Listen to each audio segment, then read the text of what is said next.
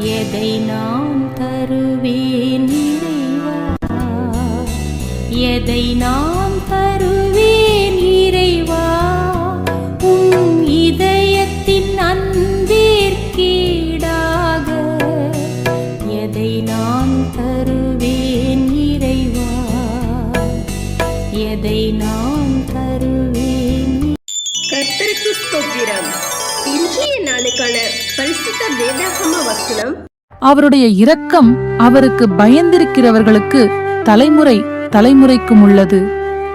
லூக்கா 1 அதிகாரம் 50 வசனம்.